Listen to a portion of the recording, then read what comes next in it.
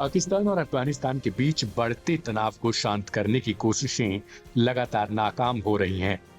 तुर्की और कतर की मध्यस्थता के बावजूद 3 दिनों तक चली बातचीत किसी नतीजे पर नहीं पहुंची।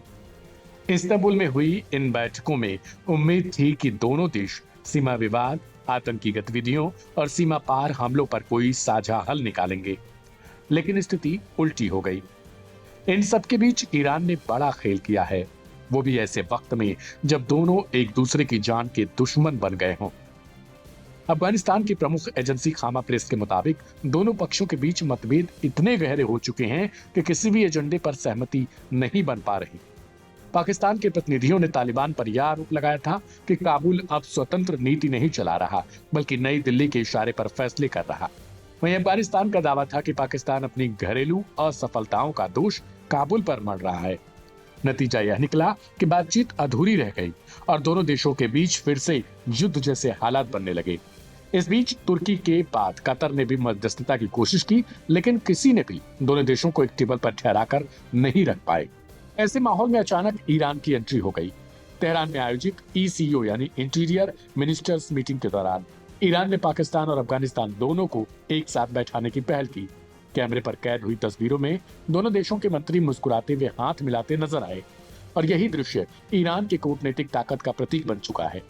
ऐसे वक्त में जब पश्चिमी देश ईरान को अलग थलग करने की कोशिशों में जुटे हों, तेहरान का यह कदम क्षेत्रीय राजनीति में उसकी भूमिका को फिर से परिभाषित करता दिखा। स्थानीय मीडिया रिपोर्टों के मुताबिक ईरानी राष्ट्रपति मसूद पेजेश्कियान पहले ही यह प्रस्ताव दे चुके थे कि ईरान इस संघर्ष को सुलझाने में मध्यस्थता की भूमिका निभाने को तैयार है। उन्होंने कहा था कि क्षेत्र में शांति तभी संभव है जब पड़ोसी देश एक दूसरे के खिलाफ नहीं बल्कि साथ चलने की नीति अपनाएंगे। यह बयान अब ईरान की डिप्लोमेसी की नई दिशा तय करता दिख रहा है। एक ऐसा देश जो खुद पश्चिमी दबावों में घिरा हो, उसके बावजूद दूसरों के बीच शांति का पुल बनाने की कोशिश कर रहा हो। इस्लामिक रिपब्लिक न्यूज एजेंसी यानी इरना की रिपोर्ट के मुताबिक पेजेश्कियान ने तेहरान में पाकिस्तान के गृह मंत्री मोहसिन नकवी से मुलाकात के दौरान तनाव कम करने और टकराव से बचने के प्रयासों पर जोर दिया। ईरान के राष्ट्रपति ने सर्वोच्च नेता खामेनेई की नीति का जिक्र करते हुए कहा, ईरान क्षेत्रीय स्थिरता के लिए किसी भी भूमिका को निभाने के लिए तैयार है। यह वही पल था जब ईरान ने यह भी दिखा दिया कि मध्य पूर्व ही नहीं बल्कि दक्षिण एशिया में भी उसकी मौजूदगी अब निर्णायक हो चुकी है। इस पहल को न केवल पाकिस्तान अफगान तनाव को कम करने की दिशा में एक अहम कदम माना जा रहा, बल्कि इसे ईरान के उभरते कूटनीतिक आत्मविश्वास का संकेत भी समझा जाने लगा है।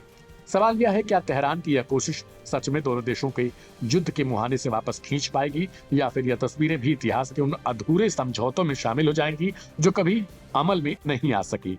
पर इतना तय है, इस बार ईरान ने सिर्फ तस्वीर नहीं बदली बल्कि पूरी भू राजनीतिक कहानी की दिशा बदलने का साहस दिखाया है। क्या कहना है आपका? कमेंट बॉक्स में जरूर लिखिए।